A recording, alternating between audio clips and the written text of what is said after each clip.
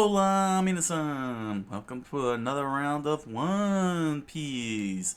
On the last show, the man of the hour had arrived, peak legend himself, Mihawk, and he took on Zolo.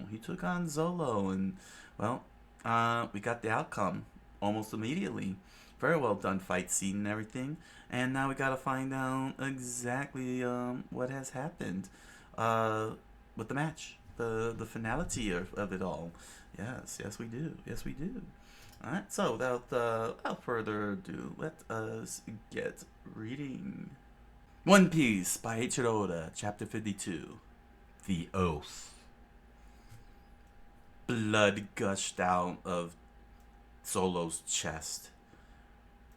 His hands released the sword, and as it fell down, he T-posed in absolute pain as geyser of blood continued to fly into the air like Old Faithful.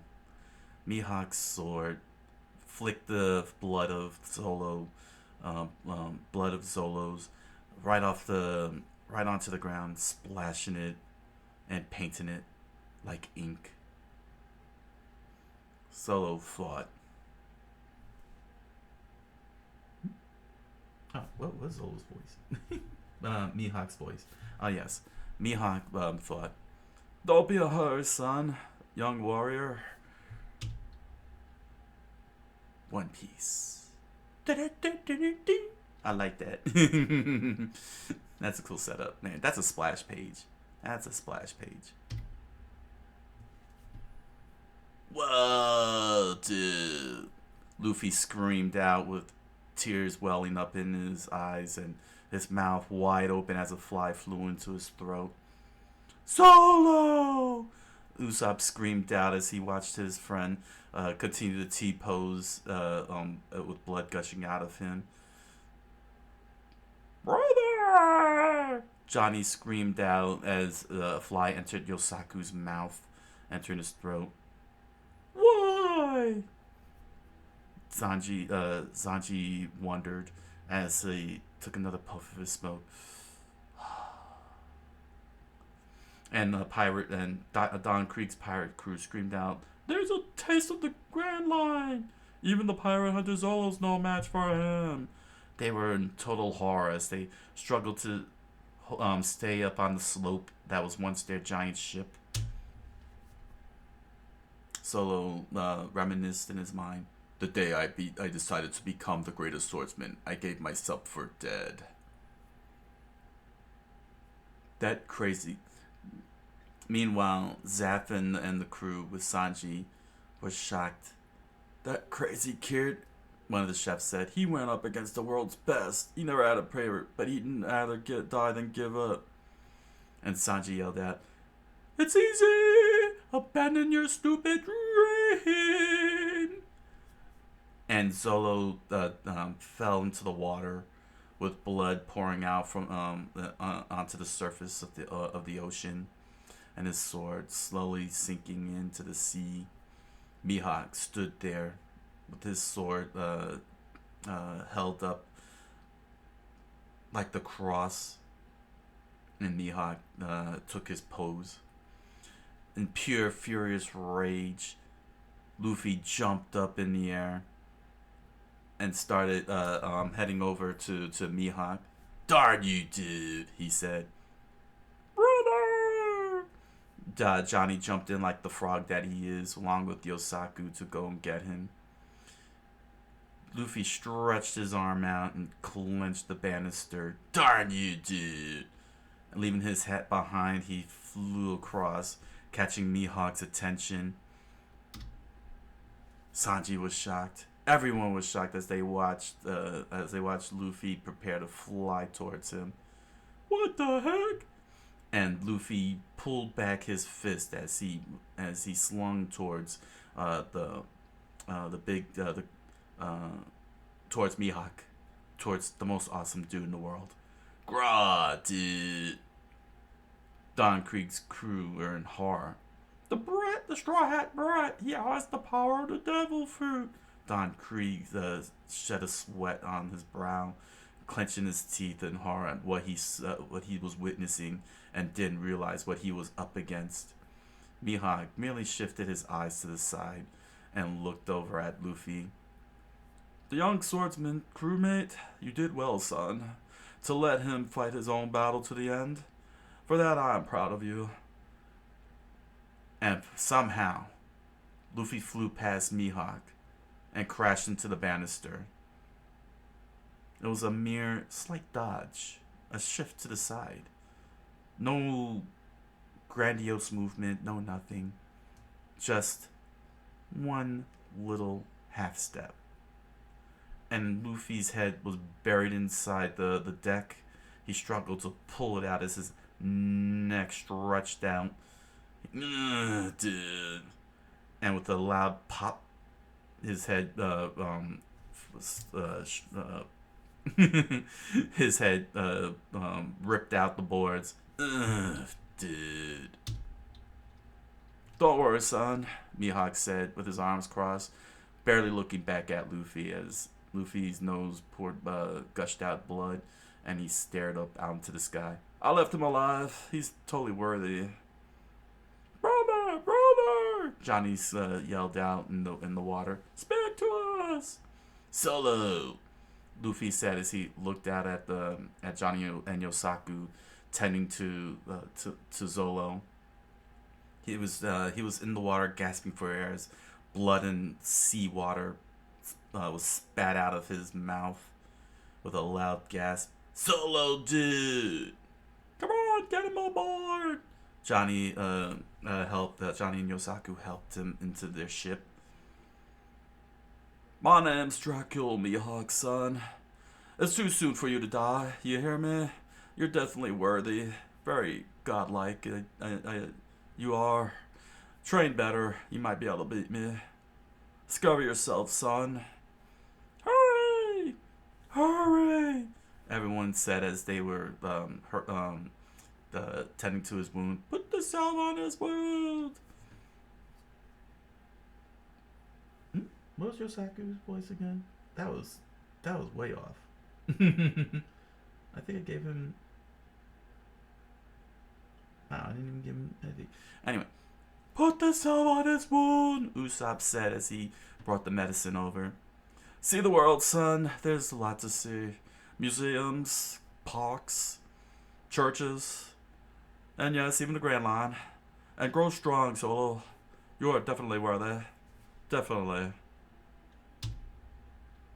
However long it may take, I shall await you at the top of the great mountain where God sits. Because that's what I am. I am a god. I am a god. Son, strive with your whole heart and mind to best display fierce one. Luffy continued listening to the preaching. All hail, dude. Strive to surpass me, son. Rono Zola. Brother, speak to us. Saf said with his arms crossed on Baratier. Why would our guy Mihawk say something like that? Lad, Mihawk said to Luffy without even giving him a glance. What is your goal, son? Am I losing my Hank Hill voice? Dang it, Dale. Dang it, Dale. Hold on. Boy, right, Peggy. Boy, right. Lad, what is your goal? Dude, it's to be the king of the pirates. You tread a perilous path, son. Even more perilous than trying to surpass me. I don't care, dude. Luffy stuck his tongue out despite Mihawk's light grin. That's what I'm going to be. Usopp, is Zolo okay? No! So Usopp said as he applied the salve to to Zolo's wounds. He's not okay, but he's alive, just unconscious. Brother, say something, please. Johnny Yosaku said, as tears poured down their faces like a waterfall. And that's when it happened. Solo stretched his arm out with his sword pointed to the sky. What, brother?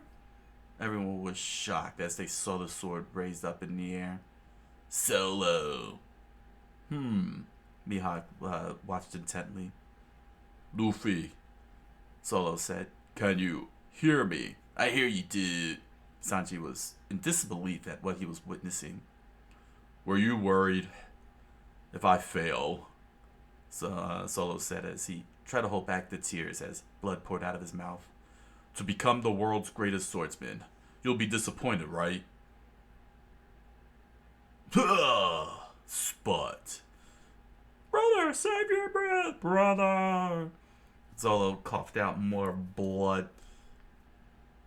And then he yelled out, never again, as the chef crew listened on.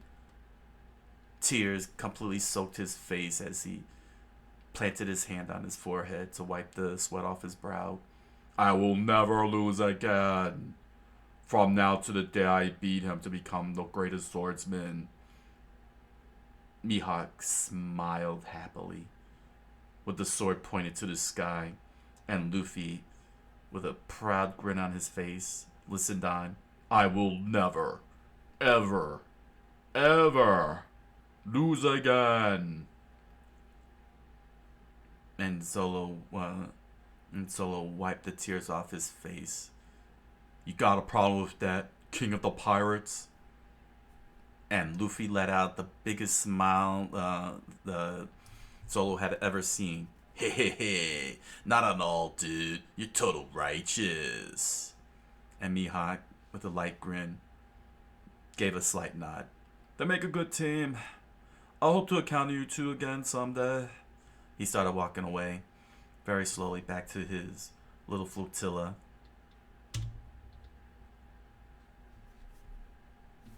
Suddenly, Don Krieg jumped onto the... Oh, me moron. He jumped onto the deck with his arms crossed, and he called out, Hey, Hawkeye. Hawkeye stopped. Didn't you come here for my head? He smiled. For the head of Don Krieg, King of the Eastern Blue. Mihawk paused for a second.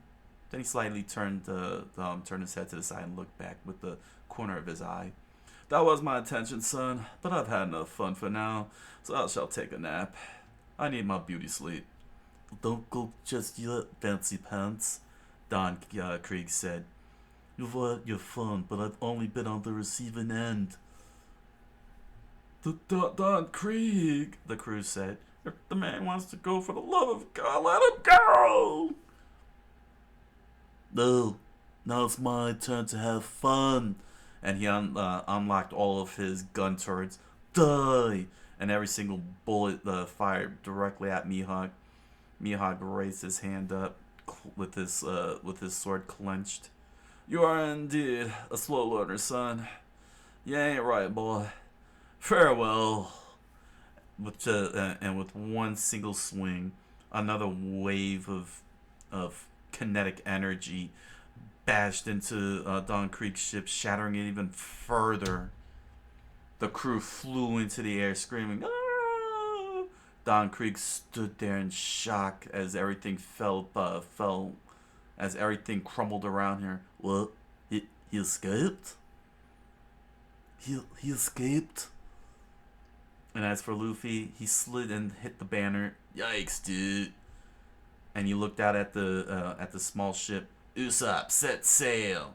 Aye, aye. Zoro and I will go after Nami. The Usopp lifted up Luffy's hat in his hand as they disembarked. You get that cook to join us, he said.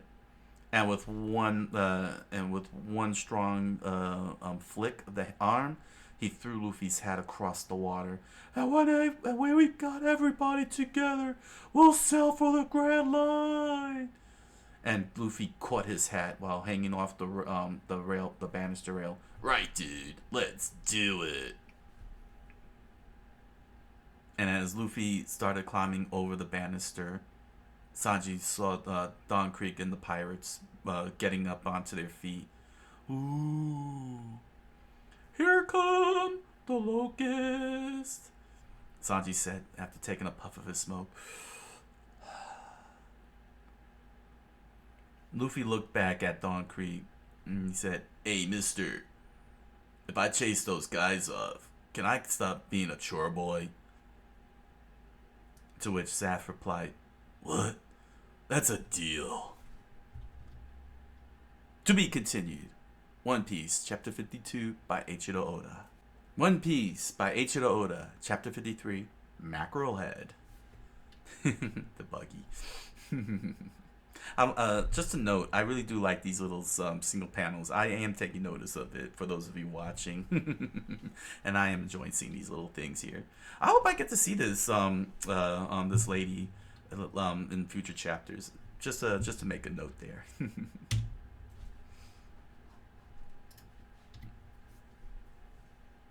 "Now then, lads," said Don Krieg as he crossed his arms and looking out at Baratier. "We've had a few minor setbacks, but that's behind us. The deal we've made cannot be refused. We will get our hands on that ship. And I was going to scuttle that battered hulk anyway. He just saved us the effort. Now, take a good look at that ship's decorations. You can see that we can put Sunny on the side, Fredo over there at the corner, little Michael up at the top. How you say, boys? With that silly ship, we can dominate the Grand Line, all the food we need, and all the terror we got with that fish head staring out at people. It's better than posing as a Navy ship or waving a white flag, and we can approach any ship we want without arousing suspicion. We can cook all the pasta and ziti we want to all the people we'll show them, and we'll ransack them for all their food. And once we launch a surprise attack, it's almost foolproof." To which the crew replied,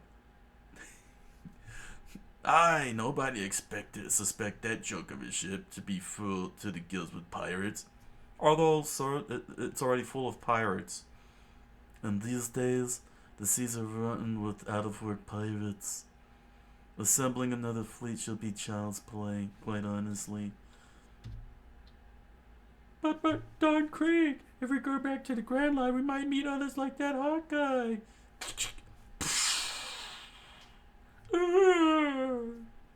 Don Krieg shot his crewmate right in the chest with the blood gushing out.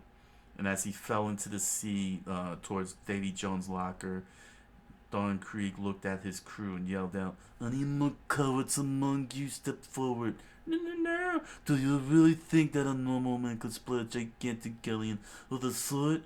Oh, what do you mean?" The crewmates said, with sweat pouring out of his face. "It's obvious. He had the power of the devil fruit." And everyone paused for a second. Their silence as they processed what he said. They listened on. He has eaten of the legendary devil fruit. The Grand Line's crawling with people like that. When he broke my ship, he probably used some devil fruit power. No one has that kind of capability. This is not an anime. This is piracy here. And on the Grand Line, that straw hat brat will be just another pirate with those powers. But Red Shoe Seth, he sailed the Grand Line for a whole year. He must know some secret for sailing among those freaks. And that's why we're going to have to continue with this offer he cannot refuse," Don Krieg pointed out at Zaf. Then he stretched his arm out at the crew. I bet it's written in that logbook of his, and with luck the location of the One Piece too." And every single crewmate felt emboldened. They smiled out. They smiled with glee. "That Don Krieg, what a brains! So that's your plan. With that ship in the logbook, the way to the ultimate lost treasure will lie open before us." To which then, one of the pirates screamed out, "All right, ye sailors, let's capture that fish! Yar!" And as and all the chefs lined up with their weapons brandished, Zaf with his arms crossed. It all left Luffy in a total state of shock as his mouth opened wide and a fly entered into his throat. "Wow, dude, they're pretty worked up. This should be righteous. Hey, mister, you promise, right?" I couldn't hope for a better deal, dude. You're right.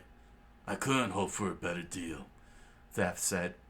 If you stayed a whole year, my ship would be wrecked given the way you do things. Where's Patty and Carney? Oh, they're ready and itching to go. Yeah, man. Those two are great at times like these. But only at times like these. Go to the control room and open the fids. Yeah, sure. Won't that give the pirates a foothold? That's what we want. If we wreck the whole restaurant, the crab geezer will howl. What was that, crab kid?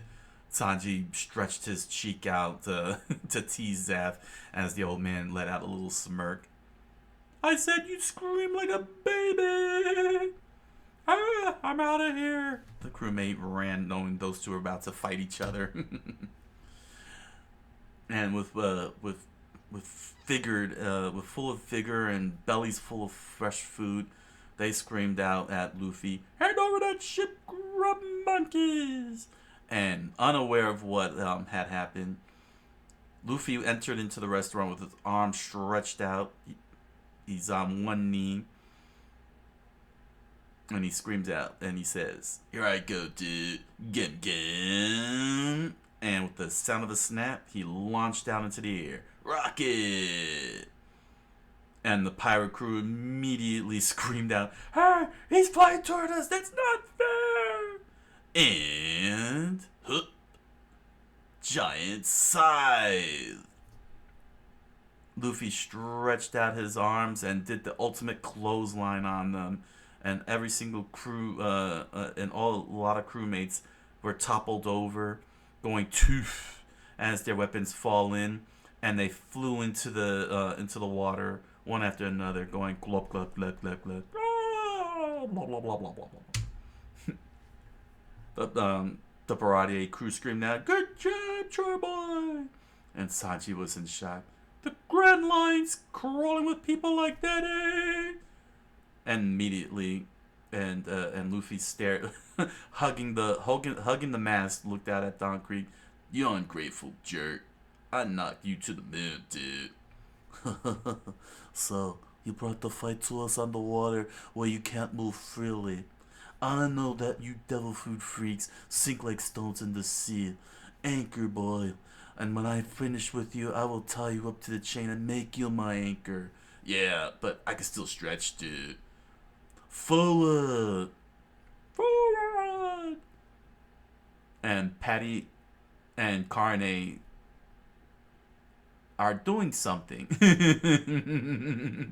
the sound of boom da. Brought a naval warfare weapon. Mackerel had one. Anyone who doesn't want to die better swim for it. There was a sound of a loud clank as machinery parts were rolling along with giant turrets, all aimed out through the portholes at every angle. What is that? Don Creek said as he looked out at Baratier, and and Luffy was shocked. Wow, dude, cool. That looks totally righteous. As more gun turrets began to emerge out, and the pirate crew was horrified. The footsheads, what? Boom da boom da boom boom boom boom da boom da boom boom boom. It popped off. Yep. A giant fish head was actually a floating device that separated itself from Baratier and set sail, piloted by Carne and why was this left out in the live action? Piloted by Carne and Patty, being rowed by the crew. Come on, row faster! You row faster! I'm trying! Splish splash, splish splash, splish splash. And Patty looked out, and then Patty yelled at Carne, "You're on the starboard paddle wheel. You gotta row faster than me, or we can't turn to port." "I know that. Quit bossing me, you bald octopus." And the fish ship turned around, revealing 3 cannons aimed right at them. Ah! And together, and they screamed out, "Full steam ahead! Faster, faster, go faster!"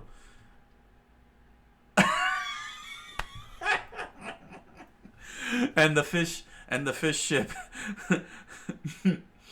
was very slow on the turn, and suddenly it was right on top of everybody to the sound of a woo, and the crew screamed out, "It's here already!" with their eyes bulging out of their sockets. Fire! And the sound and the cannons fired off and struck the side of the of the broken down ship. The crew screamed out. On Baratier, the chef, the pirates watched on with joy. Patty and Carney did it! Blast them all! I'm spreading the fins! But oh my gosh, Don Krieg watched on unimpressed. Oh, what of it? Yikes! Yikes! I'm sinking. Are you serious? What's going on here? Wait, did they sink it? You know, it's very hard to tell. Yeah, it's sinking. Uh, so that's what sank. Wait, the angle. Oh, okay, that's the fish from looking. Oh, okay. I'm not. I'll have to talk about that panel later. Okay. uh, Guys, man. Sanji watched on with another puff of a smoke. No, you can fight yourselves, silly pirates! And a loud sploosh emerged from the water. Ah, what is it? From the ocean depths. It's a deck! And it interlocked and connected. Dude, it's ingenious. And I'm not used to saying big words. Oh, a fighting deck to keep the restaurant from getting damaged. And advantageous for us too, since that ship will soon be ours. I want it more than ever now. Okay, now it makes sense. That's kind of weird. That was a weird sequence. Yeah, that really was a weird sequence. Yeah. Okay. And there was Baratier with an extended deck outward, enough room for the Zaf's crew to spread out and prepare for the big fight. And as for Don Creek's pirates, with glee they charged. They pulled themselves out of the water and charged right at them. What can cooks do against pirates? Never underestimate the power of the sea cooks. Rah ha ha! Patty said as he continued rowing the giant fish head. Go get him! Serve him up a big pot of defeat. Patty, eyes forward. I'm heading for Krieg. Kanye said as they paddled towards the boss himself. Alright, Krieg, prepare to die. Feel the power of the mackerel head. The pride of Baratier. And there was a loud kaboom. And Patty screamed out, "Prepare to be shark food! Ha ha ha! Rah!" And there was a loud clunk, despite their gritted face. Oh. Don Krieg single-handedly clutched the cannon of the mackerel head and stopped it in its place. What? We're not moving! I am Don Krieg, ruler of the world seas, he said with a slight turn of his eyes in their direction. And Luffy gritted his teeth in sheer anger. Hey dude, that's gonna be me. You're not righteous enough. I don't have time for your games, boy. Oh, what's monstrous? It's monstrous. Oh, those two had a lot of heart, Sanji said as he took another puff of his cigarette. And he sighed. Sigh. Wow, we're gonna hit the restaurant. And Sanji, Don Krieg hurled the mackerel head towards Barati as everyone continued fighting on the extended deck, and Sanji leaped into the air and kicked it to the side. Ha ha! I'm Sanji! Sanji! With one kick, Don Krieg said. He let out a little smirk as he stared down Don Krieg. To be continued. One Piece, Chapter 53 by Eiichiro Oda. One Piece by Eiichiro Oda, Chapter 54, Pearl. Buggy got an alliance going there. That's cool.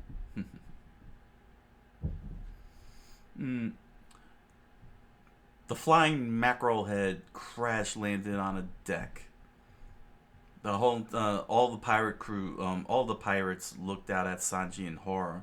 What leg strength? Don Krieg's crew said. He deflected the fish head. The chef crew said. A kick technique? Don Krieg couldn't believe it as he scowled at what had happened. And Zaf, he was totally silent. As for Luffy, he let out a happy smile. Good job, dude. That was total righteous. And Patty emerged from the deck in anger. Sanji, you jerk! Kane climbed out. You trying to kill us with your own allies? Sanji just merely took a glance back. Yeah, while you boiled squid, you almost destroyed 2 valuable military assets, Spaghetti Head. Military assets, armed or not, a cook's a cook. Oh, dang it, who's talking here? Military assets, armed or not, cook's a cook. Wise up and go be cooks on dry land. Don't think we're just ordinary pirates. The pirates were stood in JoJo pose. Why didn't a JoJo pose? Stood in the JoJo pose as Zaf's cooks lay on the ground, knocked down, if not dead already. We work for Don Krieg, Lord of the East Blue, they said with the sound of a doom. Zaf's cooks slowly got up, bloodied and beaten. Darn, these guys are tough. Aye, they are tougher than the sharks we've chased off before. What you swabs losing so easily for? Have I not trained you enough? Are you fighting cooks or whips? Patty and Carne yelled out even further as Don Krieg's crew charged at them. Fighting cooks indeed. Fighting is our profession. Our hand is grub. Join over. We've been cooks for more than 10 years. We worked in 300 restaurants, but we always got fired for fighting. Those were the days. Yeah, and after wandering for years, we finally found a home here. Here you can cook and fight to your heart's content.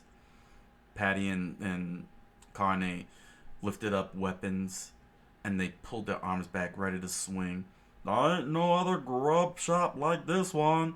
You'd think we'd hand it over to you sea rats. And they swung at the same time and knocked all of Don Krieg's pirates charging at them onto the floor, with blood flying everywhere. Roar! They screamed out. And the remaining standing pirates paused in horror. Yikes, they're like devils! That's the power of the sea cooks! And suddenly, one pirate at a time was falling into the water. And then, and there was, and in the water there was a splashing sound. Something was approaching. Huh? One of Don Krieg's pirates noticed as the person emerged from the water. What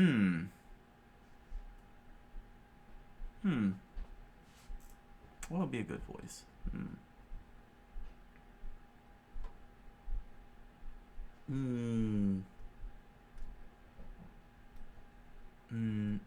What do you?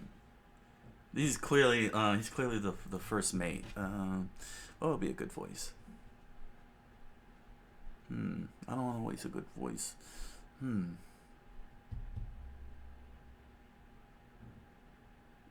no. Oh well, I guess I'll just go to default. Well now, what do you think you're doing? Oh, why are they?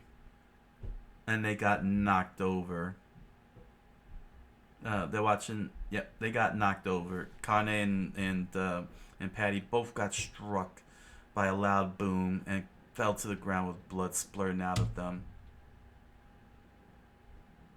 Mm. Ha ha ha! Invincible is here. Krieg's Pirates second unit commander, Invincible Pearl. What the? What kind of shape is this? I can't even describe the shape. He stood there with an indescribable shape. He had a shield for a belly, and he was very tall. His hands and knees were covered in shields, and his waist and his upper torso matched the shape of the shield. I'm peerless too, he said. And all the pirates screamed out, Pearl! Potty, Carne, Sav said as he looked at the two laying on the ground laid out. You two alright? Oh, of course they're not alright. They were on the receiving end of my killer punch, the Pearl Surprise. What the? My brain can't process the design here. Pearl said, stretching out his shields, his blood-soaked shields. Hey, look, a fancy knife, one of the pirates said. Hey, I'll take that. It looks better than mine. He lifted, as he picked up the knife, Patty's hand clutched the hilt. Hey, let go. Sanji took another puff of the smoke as he watched the pirate mess with Patty. Let it go. You should be dead. And suddenly, he looked in the other direction, and and Sanji delivered a hard kick to the face. The sound of a thwack sent him flying into the air. He flew so far in the air that left a trail of blood splashing onto the deck. He tumbled over and bowled onto, and like a bowling ball, crashed into the rest of the pirates like bowling pins. And as the knife flew in the air, Pearl looked unimpressed and used his shield body as a brick wall to slam them, for all of them to slam into, and they screamed in pain. What happened? And the knife fell nicely into Sanji's hand as he took another puff of his smoke. And and the pirates that crashed into Pearl collapsed on the ground. No matter how many times I see it, Sanji's kick still amazes me, the chef crew said. A chef's knife is his soul, Sanji said as he pointed the knife at the pirates. A crap bum like you had better not touch it, Sanji, Patty said in pain. Here. Patty received the knife from Sanji as Sanji stood with a chill look on his face. Hold it tightly while you die. I'll take care of them. And the pirate crew, in furious anger, charged at Sanji. Take care of us. A bunch of lousy cooks aren't going to beat us. And just as they thrusted their swords at Sanji, he vanished like a ninja. Huh? What? And suddenly, Sanji pulled off a capoeira move and spun like a top, kicking every single one of the pirates away from him. Each one to the face, square-jawed. And they flew into the air with blood flying into the sky. Yo! Lousy cooks! Sanji said with disgust in his face from what they said. You're going down for that! Pearl said, so you beat them down with kicks alone. You seem pretty clever. Is that your fighting style, capoeira? You'll never beat my shield foo. Cook's life are his life. Cook's hands are his life. I can't risk damaging them in battle. I'll just finish you with just my feet.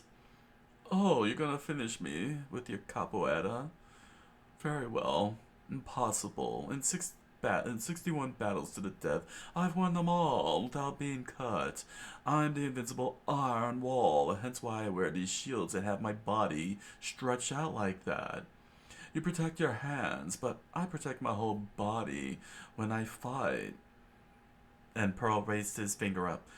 I've never lost a single drop of blood in battle. Not one drop. I don't even know what color it is anymore. But I know I am a blue blood, therefore I must still be having blue blood.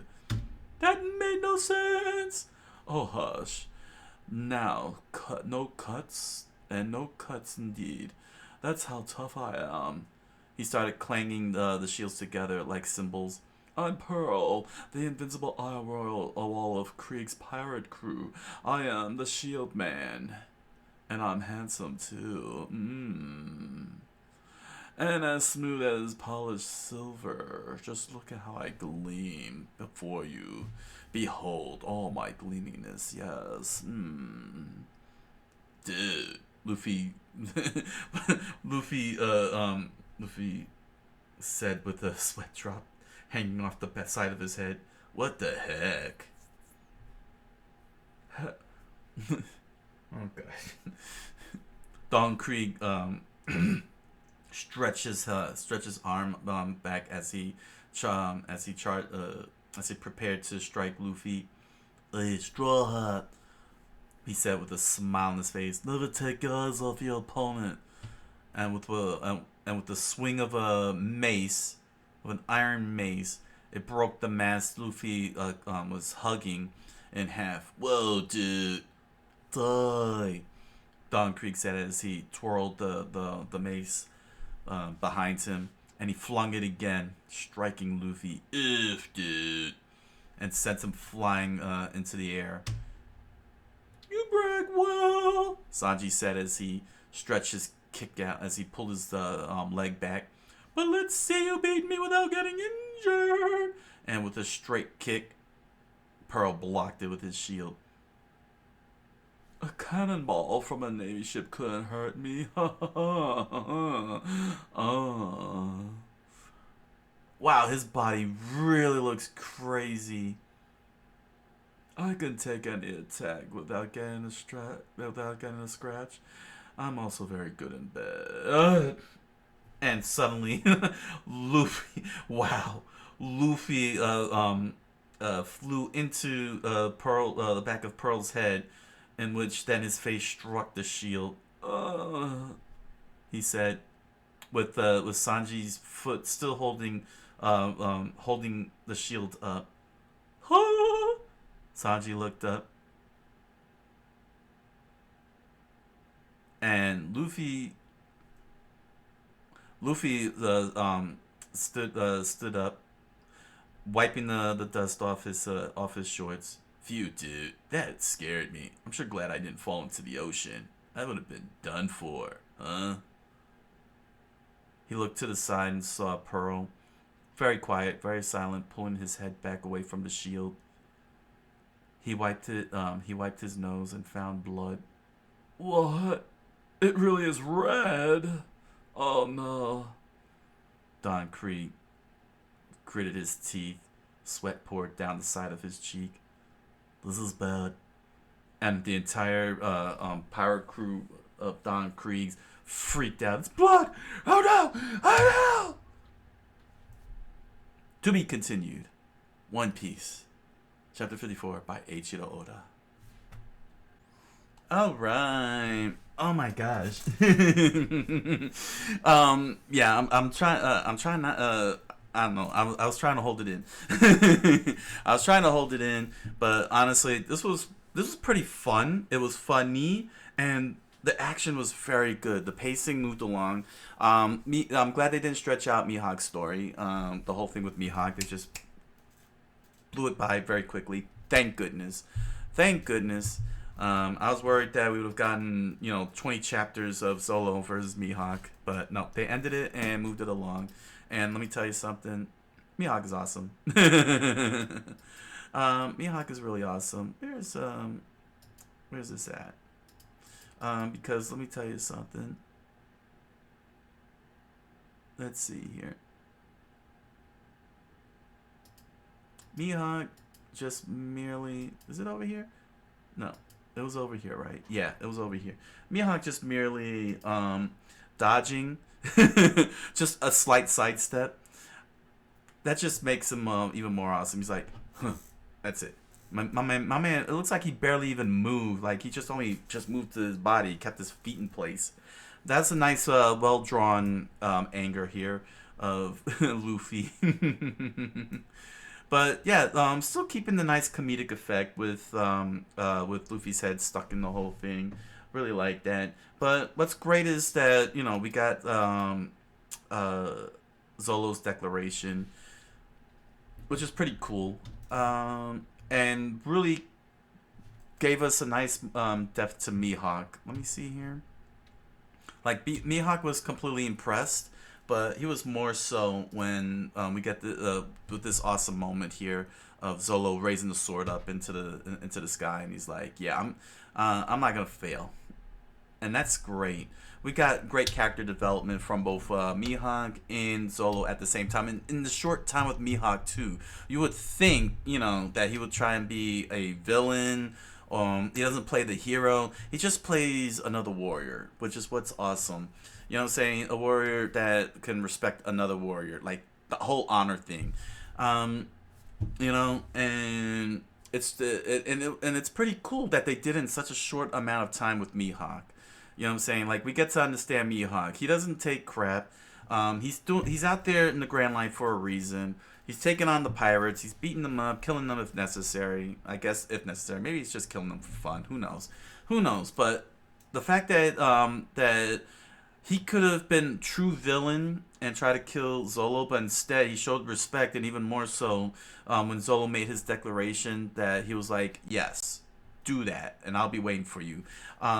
Man, this story is excellent, man. You know what I'm saying? It's really given the whole world, the societal aspect of the world, three dimensions. You know what I mean? Like most shonen like Kimetsu no Yaiba, to give an example, it's always playing the black and white angle. Even though they've showed, you know what I'm saying, it's always a black and white angle because of who Tanjiro's going up against. Even though he is shown to be like a redeemer type of character for some of the demons, um, the thing is that the only demons that we get that are actually good was what's her name and the young man. But they don't. But they don't go into like say a demon who is a demon slayer. He can't come out in the daytime, but he does hunt at night. And so like we're not getting that type of those type of characters. You know what I'm saying, to really flesh out the three dimensionality. And expand on that very well. It just keeps on playing black and white straight. With One Piece, it's not doing that. You know what I'm saying? It's showing that not every single character is black and white, but they're not, what I'm saying? Like they got their own motivations. You know what I'm saying? Their own personal motivations. They're you know what I mean? They're not flat. They're not flat. And in just a few chapters, what is this? This is like what, the third or fourth chapter with Mihawk now?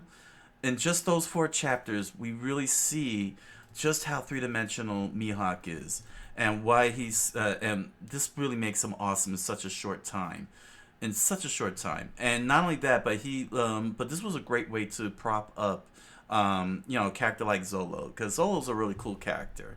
You know what I mean? It shows that he can lose.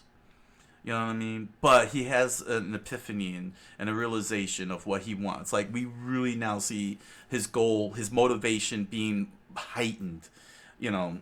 And this is actually great, because I'm wondering now if in future chapters we're going to see that with the other pirate crew, the other pirates, like Usopp and Sanji. We see them elevate the way Zolo just elevated. You know what I'm saying? It's not a one note motivation. Now there's, more motivation. Like, there's more reason behind it. and I look forward to seeing more of that. Um, Whether it's Mihawk or some other pirate, um, you know, what I mean, I would love to see that. And the chapter ends with, of course, taking Zolo, an injured Solo, out of the battle zone. Usopp using that as an opportunity, not only, that's a, I was gonna say escape because Usopp, I don't know. I mean, I hate to go to the live action, but I do need to go to the live action because I'm not liking how the live action is depicting Usopp compared to the manga. Because in the manga, Usopp doesn't show cowardice. Um, he shows caution. He's a cautionary character because the word Usopp, is supposed to be a play on Aesop's fables because he's supposed to be, a tall tale. He tells tall tales, and he's supposed to be cautionary tale. Saying he's supposed to be a cautionary person, and not a coward, which is what the way the live action depicted him. And I don't like that that the live action is doing this because here in this panel, and I'm going to show you right now. I want you to look at this panel here. That panel right down there at the bottom right. Usopp is telling Luffy that he's gonna take Zolo along with Yosaku and Johnny and go after Nami, not knowing what danger is ahead with and they catch up with Nami. He took the initiative. He's not running away or anything. He took the initiative to go after Nami as planned. That Luffy made the plan. He said, "You guys go after Nami while I deal with while I try and get our cook and deal with Don Krieg." And Usopp is the one who's saying we're going out there. You know what I'm saying? He's not saying I'm running away from this whole thing. He's saying I'm gonna get this plan going and get Nami back, not knowing again what danger she's in. If there's danger ahead or something. And I like that. That's actually really good. It shows that Usopp is not a sniveling coward. He is a cautious person, but he's not a sniveling coward. Unless, he's shown that way in the later chapters. But right now, I'm not seeing that. And I'm very disappointed that the live action did that to Usopp, let alone, not fleshing out his motivation compared to the other three in the live action. But yeah, I had to make that comparison because, I was under the assumption that some, not all of it, but that some of the adaptation, was gonna be one for one. But so far, since the cat pirate arc, a lot of the stuff is not like the live action really went into a different direction while still retaining the same scenes. So everything that I'm reading here is such fresh eyes, and it's very wonderful. And I'm not putting that as a negative on the live action. It's making me appreciate the franchise that it has this level of flexibility, and I can't wait to get into the anime. I still want to get into the anime, but if the anime also does similar deviations while still staying true to the manga, then I would say that One Piece is a very excellently made franchise in the vein of Teenage Mutant Ninja Turtles. And I'm going to use that as an example because in Teenage Mutant Ninja Turtles, it's always the same premise. You have four turtles. They swim in ooze. They turn into teenagers.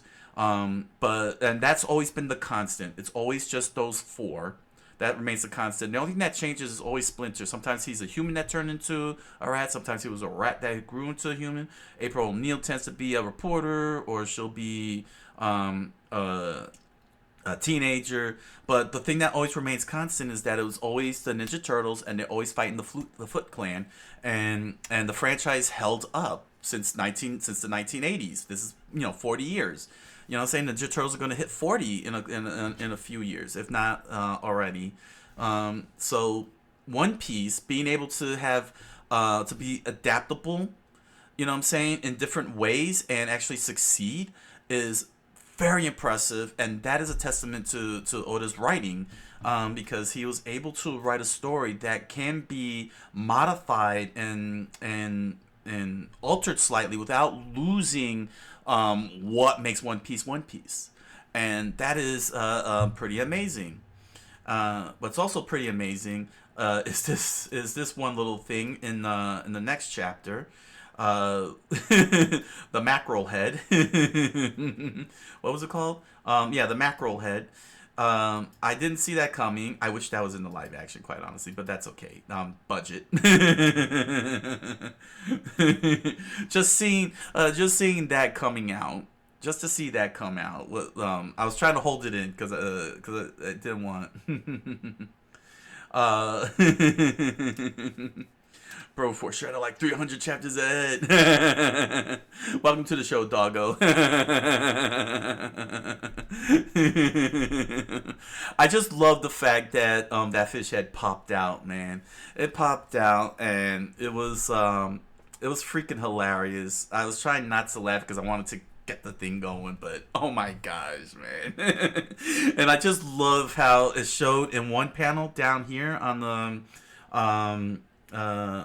the right where the mackerel head turned and you see the pirates looking out. It says splat splat. Then the next screen is like right on top of them. that is so hilarious.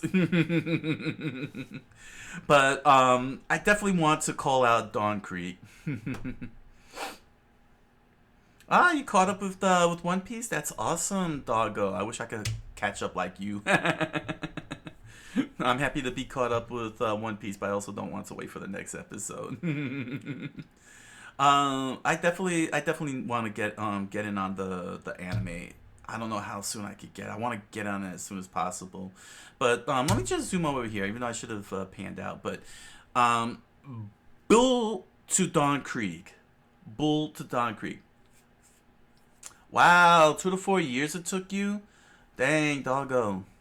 Dang, that's a lot of episodes. That is a lot of episodes. Oh my gosh, that's a lot of episodes. You know exactly when. I do not blame you. 1,000 episodes? Yeah, I don't blame you for not remembering. So to get back to my train of thought here, Dawn Creek was telling the crew that Mihawk took the devil fruit and that all of them are devil fruits, and there was no way anyone could do that, to do what Mihawk did to the race of the ship with the swing of the sword. And yet here he is stopping a gigantic fish boat, lifts it up in the air and throws it. And he's talking about Mihawk BSing about his sword attack, and here he is without the devil fruit or anything doing that very thing, unless he took the devil fruit, which he hasn't mentioned yet.